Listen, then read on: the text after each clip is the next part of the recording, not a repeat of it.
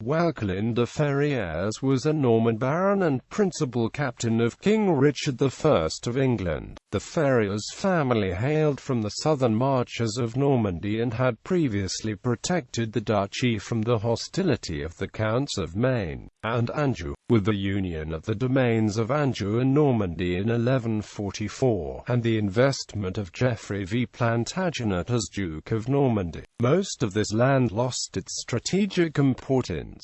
Walchelin was the son of Henry de Ferrieres, a nephew of Robert de Ferrers, 1st Earl of Derby. Like his father, Walchelin held the castles of Ferrieres, St Hilaire and Chambray from the service of 5 knights. He had 42 3/4 in his service in Forft in his lands. In England, Walchelin held the manors of Oakham in Rutland and Lechlade in Gloucestershire. He is known to have held this land since at least 1172. During the Third Crusade, he and his son and heir, Henry, served in the force of Richard I of England. A John de Ferrieres, believed to be a nephew, was also present.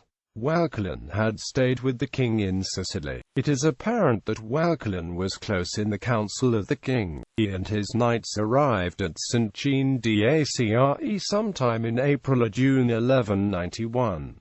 Some months previously, a distant relative, William de Ferrers, 3rd Earl of Derby, had been killed at the siege. After the conclusion of the siege, Richard of England and Hugh III of Burgundy marched the forces south to the city of Jaffa. Along the road, several skirmishes broke out between the marching Crusaders and the Saracen army marching parallel under Saladin. On the 7th of September 1191, the Great Battle of Varsuf was fought. Richard had made Walchelin a commander of one of the elite bodies of knights according to the chronicle attributed to Geoffrey de Vincer. Later, in 1194, Richard was imprisoned in Germany. Walchelin brought the treasure of Normandy to Spa and gave himself as a hostage to the Western Emperor Henry VI. He was freed from captivity around 1197.